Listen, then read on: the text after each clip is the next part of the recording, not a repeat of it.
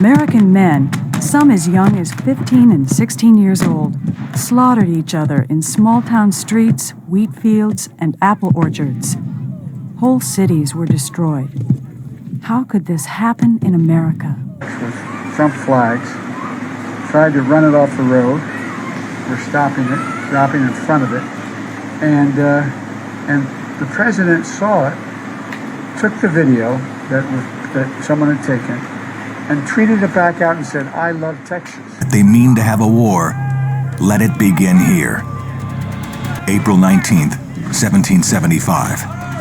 400 British regulars approached the small village of Lexington, Massachusetts.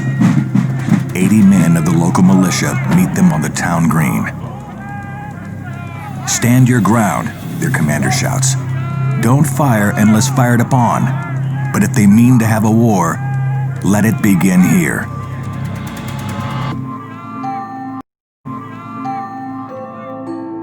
How did it come to this? Why are these American subjects facing down their king, George III, and his empire? The rallying cry is no taxation without representation. For 10 years, the American colonists have protested the taxes levied by the British Crown. The protests are sometimes eloquent and sometimes violent. No matter the method, the Americans have no voice in the British government. Most colonists are not yet ready to break away, yet they are determined to defend their rights to assembly, free speech, trial by jury, taxation by their own representatives, and to bear arms. The controversy explodes on that April morning. Two British companies form a line of battle on the Lexington Green. A British officer orders the militia to disperse.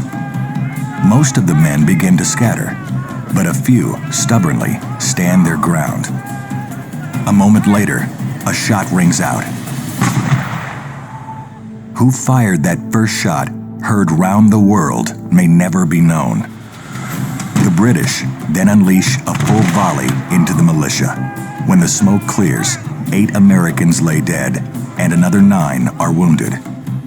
In search of a rumored stockpile of American weapons, the British advance to Concord. Word of the movement spreads among the American patriots. At Concord, the British find only remnants of the Patriot stockpile. The real weapons are in the hands of the militia. 300 Americans attack the British column near the Concord River. The British withdraw. The Americans pursue, and it devolves into a running battle.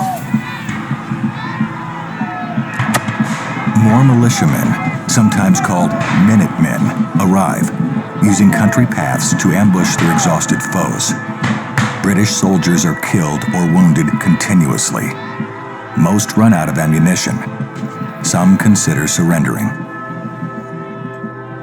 The British limp back into Boston, having lost nearly 300 men. Almost miraculously, the American patriots win their first battle. But the revolution has only just begun. American men, some as young as 15 and 16 years old, slaughtered each other in small-town streets, wheat fields, and apple orchards. Whole cities were destroyed.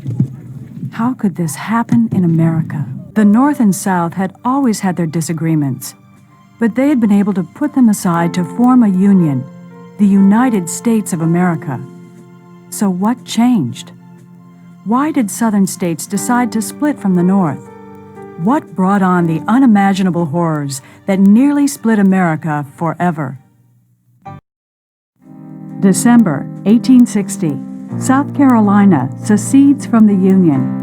Soon after, 10 other states in the Deep South joined South Carolina to form the Confederate States of America. Within the year, the North and South were at war. The Civil War would split the nation in two. It would rage on for 4 years, cost 600,000 lives, and wound many more in body and spirit. It was a bloody war that at times pitted brother against brother.